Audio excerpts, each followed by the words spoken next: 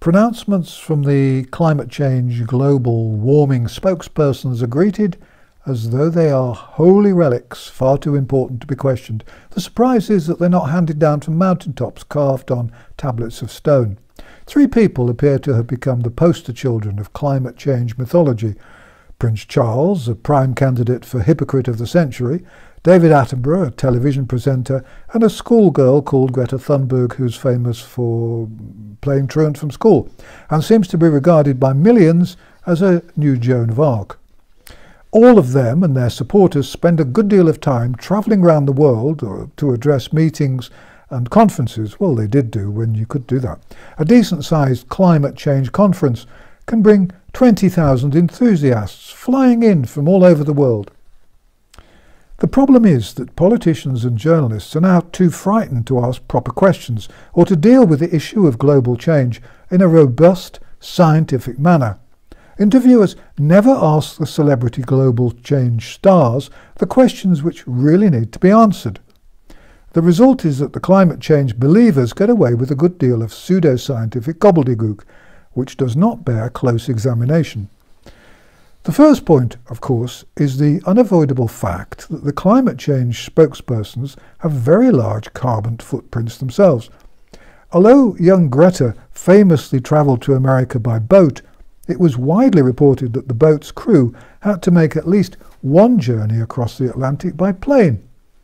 It would surely have been better for the planet if she had simply flown across the Atlantic, but that wouldn't have gathered quite as much publicity.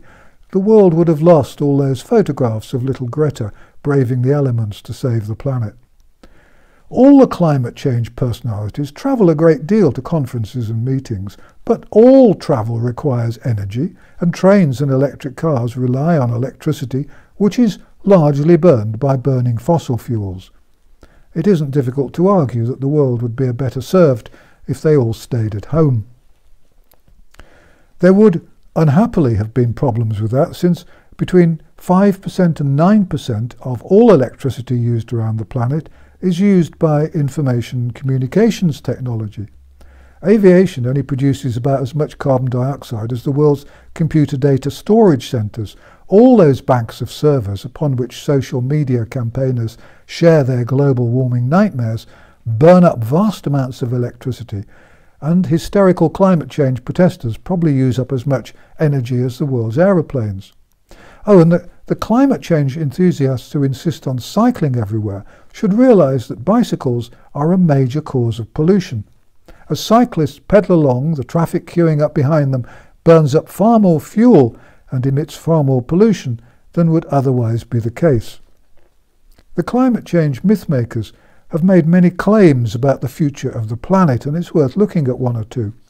For example, back in 1989, a United Nations environmental expert stated that whole nations would vanish if global warming was not reversed by the year 2000. In 2009, Gordon Brown, who was Prime Minister, remember once, told us that we had 50 days to save the planet. 11 years ago, Prince Charles stated that we had 8 years to save the planet. In 2017, the United Nations revised their predictions and said we had 3 years left. A while ago, an American politician called Alexandria Ocasio-Cortez stated that the world is going to end in 12 years if we don't address climate change. How do they know this?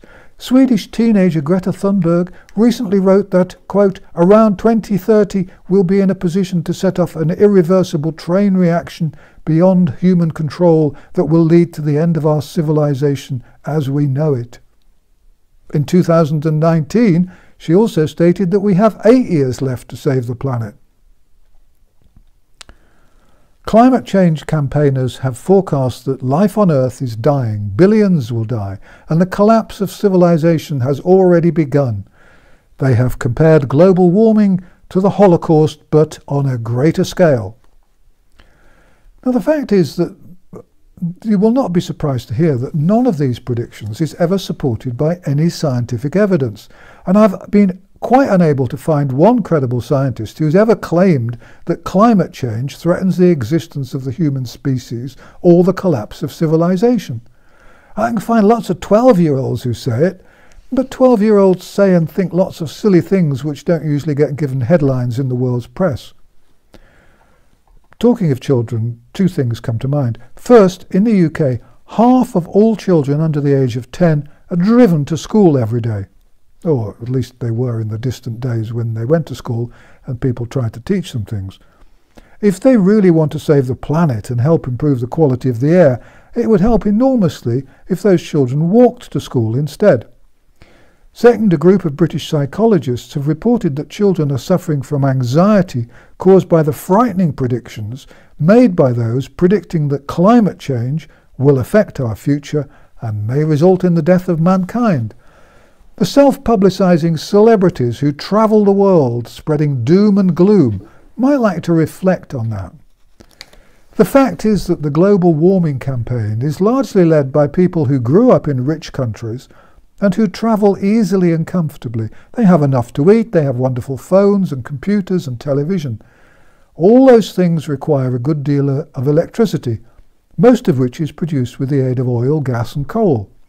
Now those campaigners, whose lives were enriched by fossil fuels, want to stop poor people in Africa and Asia from improving their lives. The fact is that oil and coal will give them their only chance to catch up. The campaigners who want to stop the world using fossil fuels are suppressing the world's poor and condemning them to starvation, malnutrition and early death. That seems to me to be rather selfish and a hell of a price to pay. Climate change campaigners want to deny poor countries the right to use cheap energy sources from fossil fuels, but they and their countries became rich by using such fuels. If the climate change nutters are looking for a slogan, it should be "Hypocrisy rules." There are lots of things which annoy me about the pseudoscience which is climate change, and the ignorant pseudoscientists who jabber away about the climate as if they understood anything they were saying. First, consider renewable energy. Well, the biggest source of renewable energy is biomass, the green word for wood. And we have to remember that although wind farms and solar panels get a great deal of publicity, they produce only a marginal amount of electricity. The greater part of the energy which is said to come from renewables comes from burning wood pellets, biomass. And in the UK, most of the biomass is imported from America. So the trees which the planet desperately needs are chopped down, chopped up and shipped to the UK in